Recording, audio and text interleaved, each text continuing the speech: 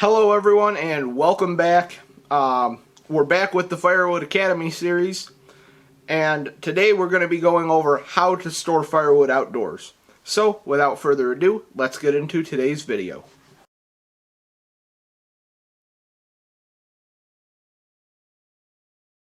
Firewood can be dirty, bug infested, or it can host fungus.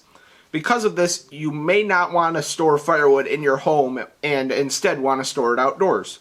Stockpiling your firewood outdoors is relatively easy, and it's by far the most popular way to store firewood.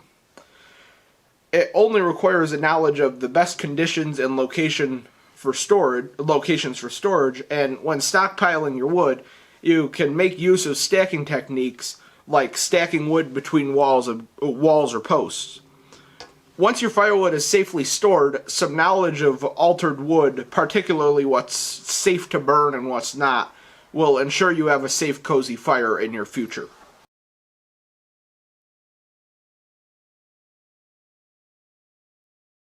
You're going to want to choose a good location for dry wood storage.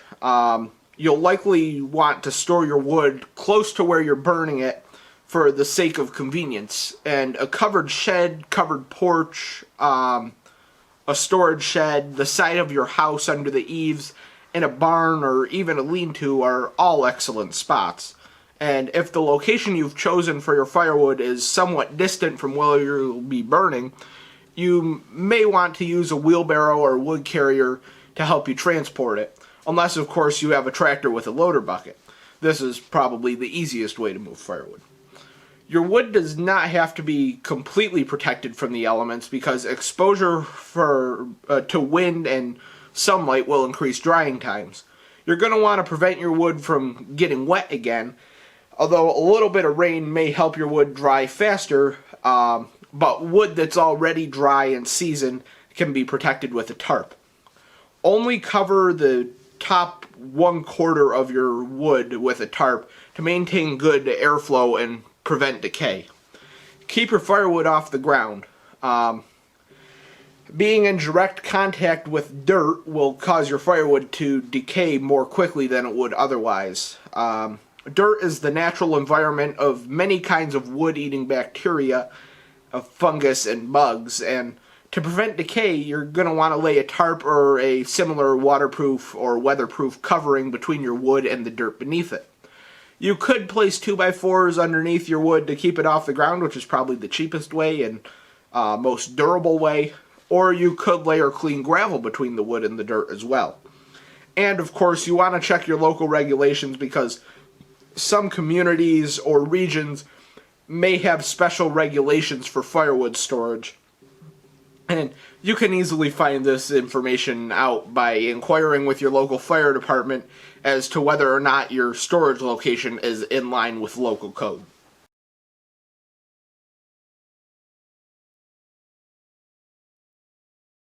You want to dry your firewood completely. Properly dried firewood is easier to light, it burns cleaner, and it gives off more heat. And there are two kinds of wet wood: green wood and seasoned wood that has gotten wet. Avoid covering both kinds with a tarp. The more air exposure wood has, the faster it'll dry, and covering wood with a tarp may prolong the time it takes to dry and could cause mold to grow.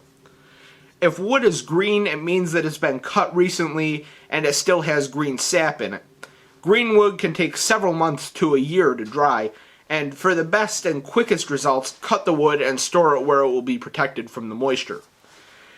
If wood is seasoned, it means that the green sap in the wood has already dried.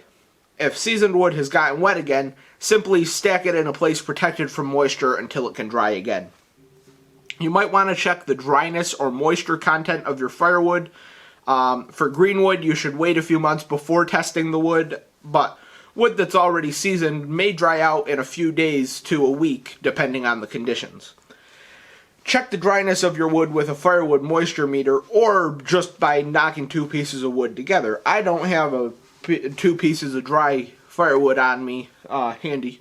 Well, of course I don't have it on me, but there's none in the garage here. But when two dry pieces of wood are knocked together, they will make a cleaner, high-pitched sound. And when two wet pieces of wood are knocked together, they'll make more of a dull thud. And you also may want to stack firewood between suitable walls or posts. Cement walls, metal T-posts, stacked cinder blocks, and similar stationary objects can be used to support the ends of your wood pile. This will prevent wood from rolling down the sides and becoming a tripping hazard. T-posts are relatively inexpensive, even the heavy-duty ones, and they can be easily moved around, especially if you have a tractor. You can just pull them right out of the ground.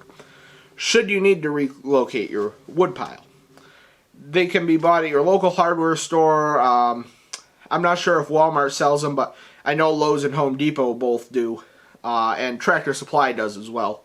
And you can also create bookends when you're stacking your firewood,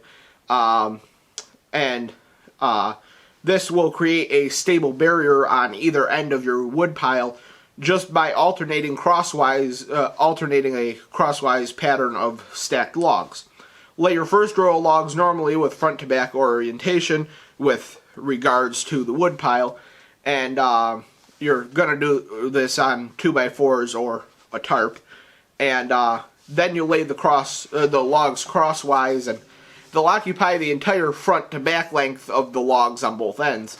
And generally, this pattern results in 3 logs oriented front to back and 3 logs oriented left to right. Though this number may vary depending on how long you cut your firewood. Continue to stack your wood.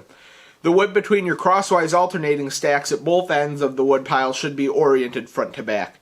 As you add rows of front to back logs between your bookends, add more rows of crosswise alternating logs at both ends, and do this until you're out of wood or until your pile has become 4 feet tall in height.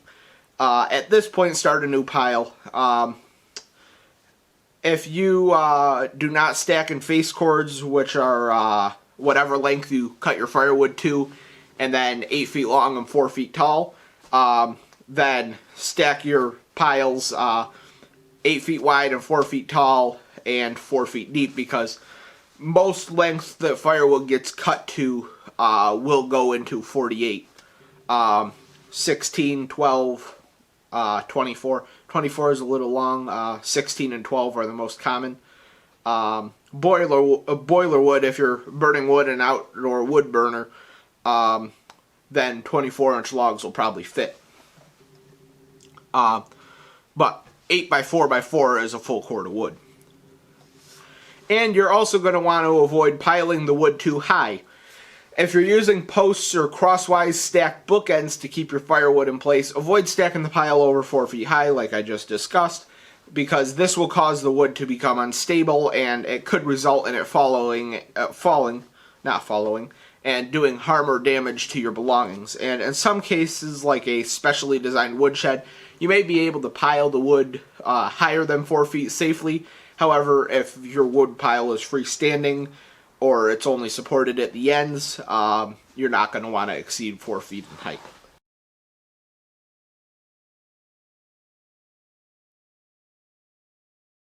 You're going to want to take precautions with moldy wood. Since mold can spread to your home, cause allergic reactions, aggravate respiration, and so on, moldy wood should always be stored outdoors. However, with cases of mild to severe mold, you should be able to burn without any issues. The negative health effects of wood mold are increased when smoke from burning moldy wood is inhaled.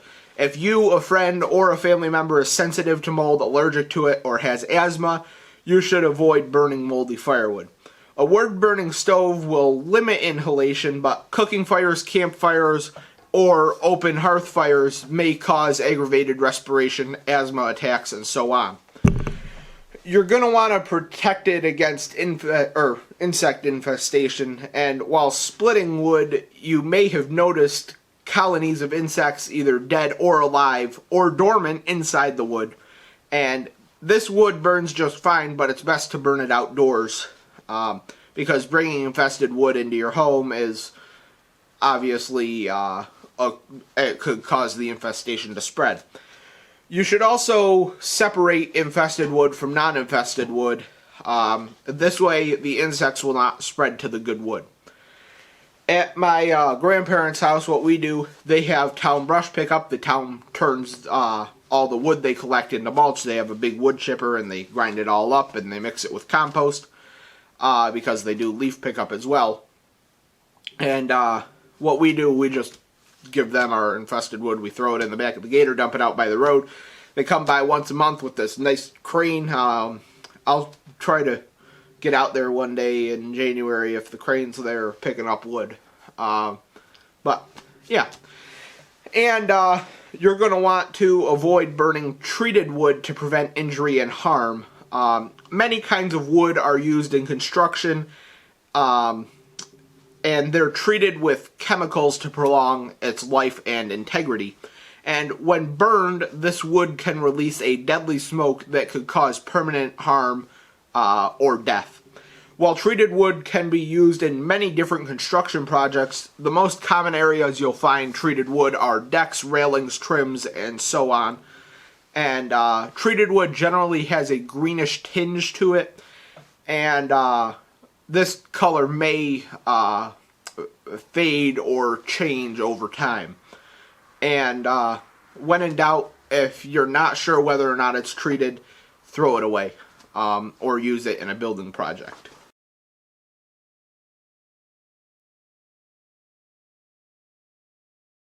I hope you guys liked this video and learned something new. I will see you all again on Wednesday. As always, please like, comment, subscribe, tell your friends, and check us out on Facebook at Outdoors with A&T. We've also got a Patreon page now with 3 different membership options, so don't forget to go check that out as well. So, I'll see you all soon. Until next time, bye for now.